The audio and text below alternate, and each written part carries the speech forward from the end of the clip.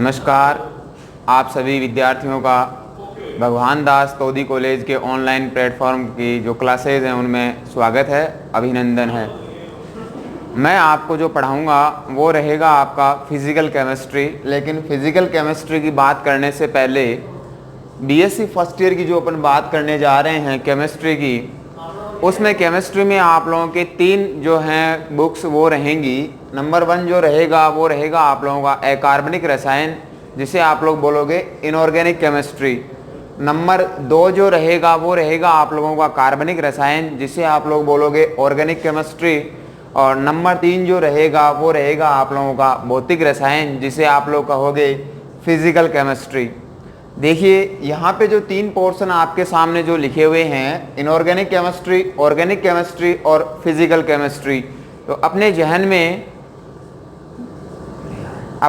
में जो क्वेश्चन आ रहा है वो ये कि सर 12th क्लास तक हमने जो केमिस्ट्री के हैं वो 2 पोर्शन पढ़े हैं, इनऑर्गेनिक केमिस्ट्री और ऑर्गेनिक केमिस्ट्री। तो ये तीसरा जो है फिजिकल केमिस्ट्री, उसमें क्या शामिल होगा। तो इधर देखिए आप लोग, अपन पूरी बात करते हैं कि केमिस्ट्री में फर्स्ट ईयर के लिए आप लोगों को कौन कौन से चैप्टर पढ़ने रहेंगे। तो सर्वप्रथम अपन बात करते हैं इसकी, थोड़ी सी बात कर लेते हैं सिलेबस के हिसाब से। तो पूरा जो केमिस्ट्री आप लोगों का जो पेपर रहेगा, थ्योरेटिकल पेपर, वो रहेगा आप लोगों का 100 मार्क्स का, 100 नंबर का, प्लस 50 जो होगा वो रहेगा आप लोगों का प्रैक्टिकल। क्लियर है। तो देखिएगा, एक सब्जेक्ट आपका इनऑर्गेनिक की अगर बात करें तो वो रहेगा आप लोगों का 33 मार्क्स का। उसके बाद में अपन बात करें ऑर्गेनिक केमिस्ट्री की तो वो रहेगा आप लोगों का 33 नंबर। और फिजिकल केमिस्ट्री की अगर अपन बात करेंगे तो वो रहेगा आप लोगों का 34 नंबर का।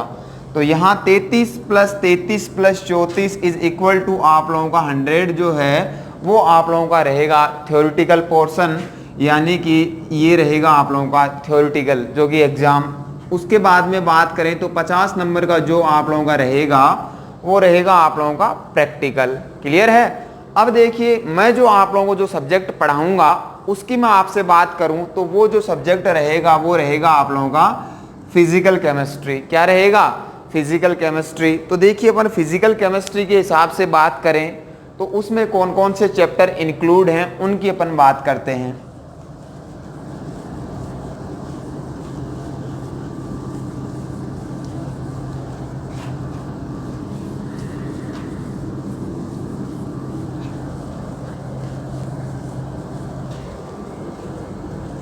देखिए, फिजिकल केमिस्ट्री में कौन कौन से चैप्टर आपको पढ़ने रहेंगे तो वो देखिए।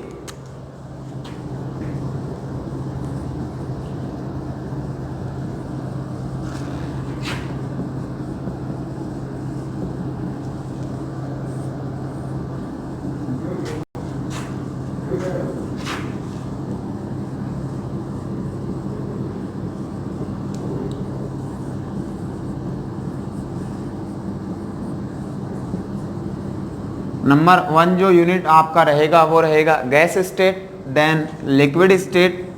नंबर 3 सॉलिड स्टेट और नंबर 4 कोलोइडल स्टेट। और नंबर 5 जो रहेगा वो रहेगा आप लोगों का केमिकल काइनेटिक्स। इधर देखिएगा बोर्ड पे आप लोग, बीएससी फर्स्ट ईयर का जो पोर्शन अपना जो रहेगा वो रहेगा 5 यूनिट। और ये सेम चीज़ चलेगी आप लोगों का इनऑर्गेनिक केमिस्ट्री में भी 5 चैप्टर रहेंगे और आपका ऑर्गेनिक केमिस्ट्री जो रहेगा उसमें भी 5 यूनिट रहेंगी। जैसा मैंने फिजिकल में आपको कितनी यूनिट बताई हैं, 5 यूनिट बताई हैं। कितनी यूनिट बताई हैं? 5 यूनिट। और जो अपना यूनिट है वो नंबर 1 जो अपना इकाई रहेगा वो रहेगा गैसीय अवस्था, आप बोल सकते हैं गैस स्टेट। नंबर 2 अपना जो रहेगा वो द्रव अवस्था, आप कह सकते हैं liquid state. Number 3 solid state, ठोस अवस्था की बात कर रहा हूँ। नंबर 4 जो रहेगा कोलोइडी अवस्था। और नंबर 5 जिसकी मैं बात कर रहा हूँ वो है आप लोगों का रासायनिक बल गतिकी, केमिकल काइनेटिक्स। तो ये रहेगा आप लोगों का फिजिकल केमिस्ट्री का पोर्शन जो अपना पढ़ना रहेगा। अब देखिए कि सर इसमें क्वेश्चन किस तरीके के आते हैं। भाई आप लोगों ने अभी 12th का एग्जाम दिया है और अभी 1-2 दिन में आप लोगों का रिजल्ट है वो रिलीज हुआ है। तो आपको जो आप अगली क्लास में है उसके लिए आपको बधाई। यहाँ अगर अपन बात करें कॉलेज के सिलेबस के हिसाब से तो यहाँ का पैटर्न जो है वो आपके बोर्ड के पैटर्न से थोड़ा क्या रहेगा, डिफरेंट रहेगा। क्या डिफरेंट रहेगा, यहाँ थोड़ा सा रिलैक्सेशन है आपको, यहाँ थोड़ी सी अपने को क्या है, सहूलियत है, थोड़ी आसानी रहेगी। क्या रहेगी, किस तरीके से रहेगी कि सर एग्जाम में क्वेश्चन किस तरीके के पूछे जाते हैं। तो एक बार अपन इनकी बात करते हैं। देखिए 5 यूनिट मैंने आपको बताई, क्लियर है। मैंने बताया आपको gas state, then liquid state, solid state, colloidal state, और सबसे लास्ट मैंने आपको कहा आपका केमिकल काइनेटिक्स। तो देखिएगा गैस स्टेट या किसी भी चैप्टर की अगर अपन बात करते हैं तो एक यूनिट से अपने 2 क्वेश्चन आने वाले हैं। जैसे मैं आपसे बात करूं गैस स्टेट की, तो गैस स्टेट में आपके 2 क्वेश्चन रहेंगे, क्वेश्चन फर्स्ट और सेकंड। उसके बाद में मैं आपसे बात करूं लिक्विड स्टेट की, तो यहां से क्वेश्चन रहेगा तीसरा और चौथा। अगर मैं बात करूं सॉलिड स्टेट की तो क्वेश्चन रहेगा 5 और 6। इसी तरीके से कोलोइडल स्टेट की बात करूं तो 7 और 8, और केमिकल काइनेटिक्स की बात करूं तो क्वेश्चन नंबर रहेगा आपका 9 और 10। क्लियर है। मैंने आपको ये कहा कि आपके फिजिकल केमिस्ट्री की बात करो, चाहे आप लोग ऑर्गेनिक केमिस्ट्री की बात करो, चाहे आप लोग इनऑर्गेनिक केमिस्ट्री की बात करो, वहां आपके 5-5 चैप्टर शामिल होंगे। कहने का मतलब 5 यूनिट जो हैं वो आपके एग्जाम में सिलेबस में रहेंगी। तो मैं आपसे जिस चीज़ की बात कर रहा हूँ वो है आपका फिजिकल केमिस्ट्री, और फिजिकल केमिस्ट्री में आपकी 5 यूनिट आपके बोर्ड के सामने हैं। तो यहाँ जो 5 यूनिट हैं, हर यूनिट से 2 क्वेश्चन आने वाले हैं। इसका मतलब आप लोग समझ गए होंगे 1 और 2 कहाँ से, गैस स्टेट से, 3 एंड 4 कहाँ से, लिक्विड स्टेट से, 5 and 6 from solid state, 7 and 8 from colloidal state, और लास्ट जो है आप लोगों का 9 और 10 जो क्वेश्चन नंबर रहेगा वो आएगा जिस यूनिट से, उस यूनिट का नाम आपका क्या रहेगा, केमिकल काइनेटिक्स, रासायनिक बल गतिकी। देखिए आप लोगों को ये सब चीजें देख करके घबराने की कहीं कोई जरूरत नहीं है।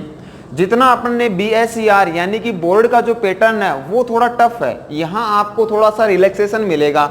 अब आपके जहन में आ रहा होगा कि सर रिलैक्सेशन क्या है, तो देखिए अब उसी की बात अपन करेंगे कि ऐसा क्या है सर कॉलेज के सिलेबस में, या जो अपन बात करें 12th के सिलेबस में ऐसा क्या डिफरेंट है कि आप हमें बोल रहे हो कि यहाँ थोड़ी सहूलियत रहेगी, थोड़ी आसानी रहेगी। तो वो देखिए क्या है। सबसे पहली बात, अगर अपन केमिस्ट्री के सिलेबस की बात करें, चाहे ऑर्गेनिक हो, चाहे इनऑर्गेनिक हो, चाहे फिजिकल हो, वहां आप लोगों का ऑब्जेक्टिव टाइप क्वेश्चन नहीं आएगा। ऑब्जेक्टिव टाइप का मतलब एक तो होता है मल्टीपल चॉइस क्वेश्चन, आप लोग करते हो ना ए बे से द, ऐसा कोई क्वेश्चन नहीं आएगा। ना ही कोई रिक्त स्थान वाला क्वेश्चन आएगा कि रिक्त स्थान की पूर्ति कीजिए, और ना ही कोई एक शब्द का क्वेश्चन आएगा। यहां जो क्वेश्चन आएंगे वो बड़े क्वेश्चन आएंगे आपके, ठीक है ना। बड़े क्वेश्चन का क्या मतलब है कि सारे जो क्वेश्चन रहेंगे, देखिए मैंने आपको पहले कहा कि फिजिकल केमिस्ट्री कितने मार्क्स का रहेगा, आप लोग तुरंत बोलोगे कि सर कितने मार्क्स का रहेगा, 34 नंबर का रहेगा। और टोटल क्वेश्चन कितने आने हैं आपके, 10, और 10 में से आपको अटेम्प्ट कितने करने रहेंगे, 5। अब आपको बहुत ज्यादा खुशी हो गई होगी कि सर हम तो आधी किताब को पढ़ लेंगे तो उसी में से 5 कर देंगे, लेकिन यहाँ एक लिमिटेशन है। यहाँ एक लिमिटेशन है, वो क्या है कि एग्जाम का जो पैटर्न होगा उसमें साफ साफ लिखा हुआ मिलेगा कि प्रत्येक चैप्टर से कम एक क्वेश्चन का चयन करते हुए 5 क्वेश्चन के आंसर दीजिए। तो शर्त क्या लगा दी, बीच में जो लिमिट है वो क्या है, एक सीमा जो बनी वो क्या है कि गैस स्टेट से 2 क्वेश्चन आएंगे। अब आपकी चॉइस है कि आपको पहला क्वेश्चन बेटर आता है या दूसरा क्वेश्चन बेटर आता है। ऐसा नहीं कि आप लोगों ने गैस स्टेट पढ़ लिया, आपने लिक्विड स्टेट पढ़ लिया, आपने सॉलिड स्टेट पढ़ लिया और बोले सर हमने तो 6 क्वेश्चन तैयार कर लिए तो आराम से 5 क्वेश्चन कर देंगे और पूरे में से पूरे नंबर ले आएंगे, या 95-96% जो हमारा आंसर है वो सही हो जाएगा। ऐसा नहीं है, लिमिट है। वो लिमिट क्या है कि एक चैप्टर में से 2 क्वेश्चन आएंगे और एक क्वेश्चन अपने को क्या करना रहेगा, अटेम्प्ट करना रहेगा। तो अब देखिए दिमाग में तस्वीर बननी स्टार्ट हो गई होगी कि सबसे पहले गैस स्टेट से कितने क्वेश्चन आएंगे, 1 और 2। अब अपने को बेटर जो आता है उसका आंसर अपने को करना है, यानी इन 2 के बीच में क्या लिखा आएगा, अथवा लिखा आएगा। आप लोगों ने दिया है एग्जाम, इस तरीके से क्या लिखा आएगा, अथवा या और लिखा आएगा। मान लीजिए गैस स्टेट में आपको क्वेश्चन लगा दूसरा कि ये मेरे को बेटर आता है, इसका आंसर मैं कॉपी में बहुत ही अच्छे तरीके से स्टेप बाय स्टेप मैं दे सकता हूं और मेरा कॉन्फिडेंट है, मैं इस चीज में पूरा कॉन्फिडेंट हूं कि जो मार्क्स मिलेंगे वो मेरे को अच्छे मिलेंगे। इसी तरीके से आगे अपन बात करें लिक्विड स्टेट में, तो लिक्विड स्टेट में अगर आपको ये लगता है कि नहीं मेरे को चौथा नहीं तीसरा क्वेश्चन बेटर आता है, तो आप लोगों ने उसमें क्वेश्चन अटेम्प्ट कर दिया तीसरा और गैस में माना कर दिया दूसरा। इस तरीके से एक यूनिट के 2 क्वेश्चन में से एक क्वेश्चन का चयन करते हुए आपको अधिकतम कितने आंसर देने हैं, 5 क्वेश्चन के क्या देने हैं आप लोगों को आंसर देने हैं। अब बताइए क्लियर हुआ ना कि किस तरीके से अपने को आंसर देने हैं। अब बताइए टोटल पेपर कितने मार्क्स का है आप लोगों का, 34 नंबर का। कितने मार्क्स का है, 34 नंबर का। और टोटल क्वेश्चन कितने हैं आपके, 5। टोटल क्वेश्चन कितने हैं, 5। और पांचों के पांचों क्वेश्चन क्या हैं, बड़े आएंगे, डिस्क्रिप्टिव टाइप के क्वेश्चन आएंगे। आपका मल्टीपल चॉइस क्वेश्चन नहीं होगा कि आपको ऑप्शन दे दिया A B C D, रिक्त स्थान दे दिया, 1 लाइनर क्वेश्चन दे दिया। ये क्वेश्चन आपके एग्जाम में नहीं आएंगे। आपका क्वेश्चन जो आएगा वो बड़ा आएगा। तो टोटल आपके मार्क्स हैं, पेपर जो होगा फिजिकल केमिस्ट्री का वो कितने नंबर का रहेगा, 34 नंबर का। टोटल क्वेश्चन कितने आएंगे, 5। तो लगभग जो क्वेश्चन आपका आएगा वो 6.5 से लेकर के 7 नंबर के बीच का क्वेश्चन आपका बनेगा। कोई क्वेश्चन 6.5 नंबर का आ गया, तो कोई 6.25 का आ गया, तो कोई 6.25 का आ गया। ये क्या रहेगा आप लोगों का फिजिकल केमिस्ट्री का क्या रहेगा आप लोगों का पैटर्न रहेगा। क्लियर है सभी स्टूडेंट्स को। एक बार आप लोग जो है इसको देख लीजिए और 1-2 सेकंड के लिए मैं आपका इसको रोकता हूं। आप लोग इसका स्क्रीनशॉट लेकर के अपनी कॉपी में सबसे पहले पृष्ठ पर ये चीजें उतार सकते हो। स्क्रीनशॉट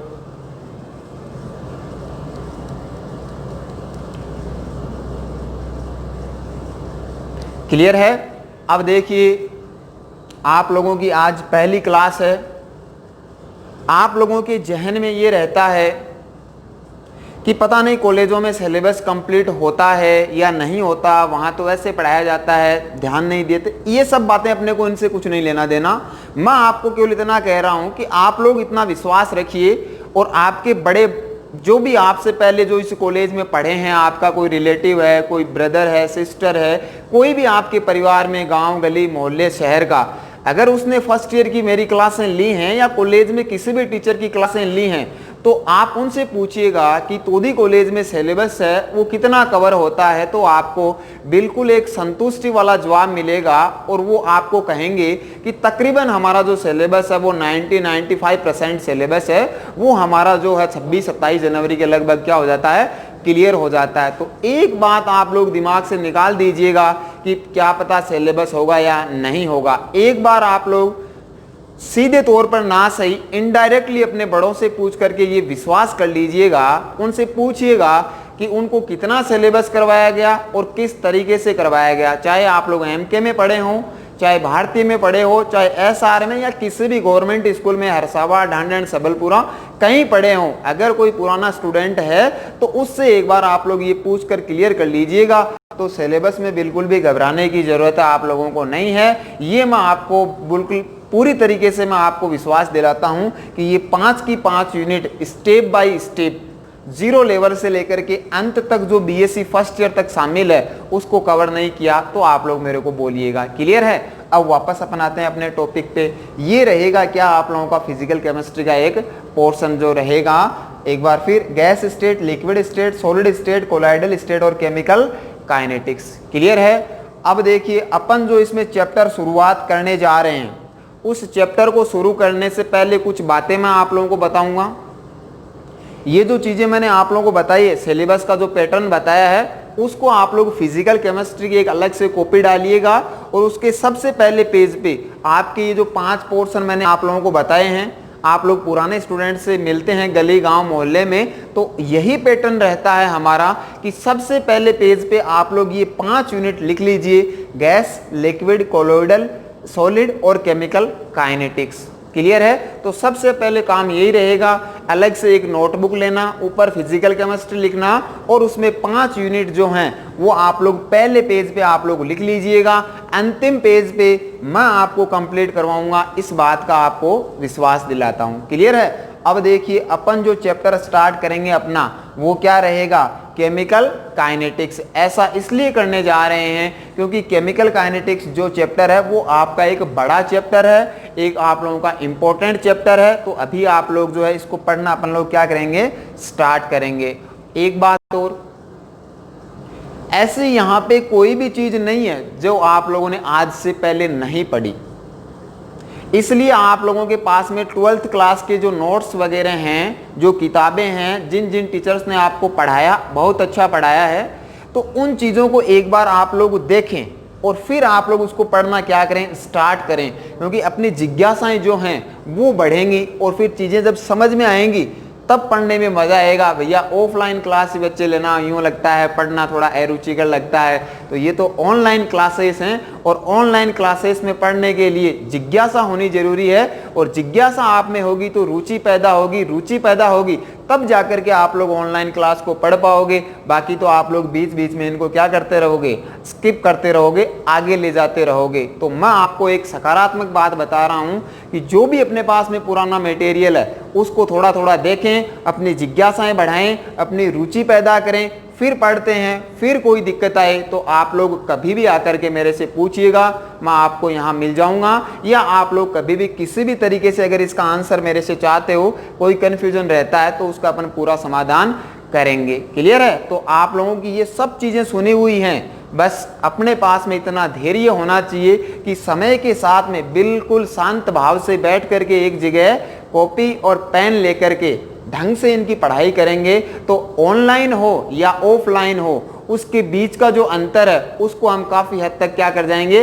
कवर कर जाएंगे। बाकी ऐसे ही टाइम पास के लिए पढ़ा तो भैया ऑनलाइन क्लास का भी कोई मतलब नहीं रहेगा। तो सीधी सी बात है, जिज्ञासा बनाओ, रुचि पैदा करो, फिर पढ़ो। कंफ्यूजन आता है हमेशा तैयार हैं। क्लियर है? अब देखिए अपन जो अपना चैप्टर स्टार्ट करेंगे वो रहेगा आपका केमिकल काइनेटिक्स। क्लियर है? ये सब आप लोगों ने मेरे हिसाब से नोट कर लिया होगा।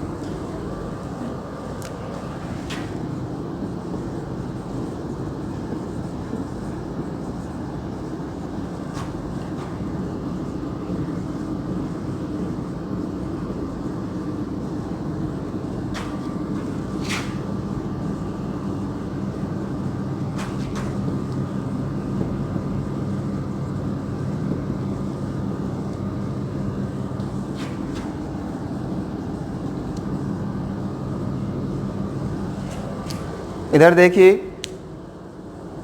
आप लोगों का जो चैप्टर है, जो यूनिट है, यहाँ पे जो यूनिट नंबर है आप लोगों के सिलेबस में, ये अपना है यूनिट नंबर 5।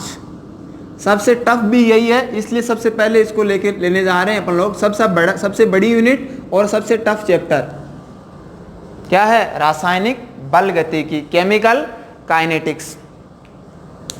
रासायनिक बल गतिकी, केमिकल काइनेटिक्स। अब आपको पढ़े हुए तकरीबन 2-3 महीने हो गए हैं, तो आपको ये लगेगा कि सर केमिकल काइनेटिक्स, रासायनिक बल गतिकी, तो जरा रूबरू करवा देता हूं इसके परिचय से कि ये आपने पढ़ा है, इसलिए आप लोग बिल्कुल इससे घबराएं नहीं, आपने पढ़ा है। अब मैं कुछ शब्द बोलूंगा, आप बोलोगे सर सुने सुने लगते हैं। अभिक्रिया का वेग, अभिक्रिया के वेग को प्रभावित करने वाले कारक, विशिष्ट अभिक्रिया वेग, अभिक्रिया की कोटि, अणुसंख्यता, प्रथम कोटि अभिक्रिया, द्वितीय कोटि अभिक्रिया, उत्प्रेरक, सब सुने सुने लग रहे हैं ना? बस यही चीज अपने कहाँ आएगी? केमिकल काइनेटिक्स में आएगी। क्लियर है? तो बिल्कुल अपने इसको जीरो से स्टार्ट करेंगे।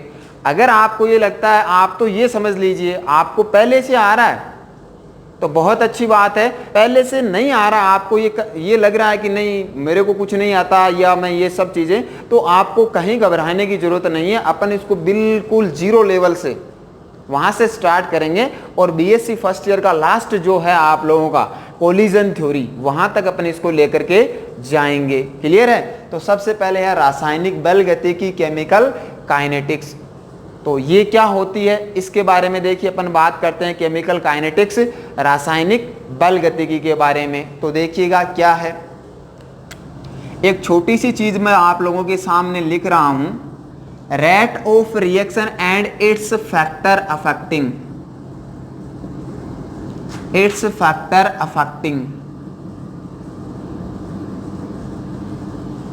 अब कुछ बच्चे कि सर हमारे तो इंग्लिश में बैठ नहीं रहा है, ऐसी कोई बात नहीं है, अपन दोनों में बात करेंगे। मैंने लिखा अभिक्रिया का वेग। आप लोग थोड़ी थोड़ी इसमें हैबिट बनाइएगा, आगे की क्लास में मैं ज़्यादा बात करूंगा इन सब चीज़ों के बारे में। अभिक्रिया का वेग एवं उसको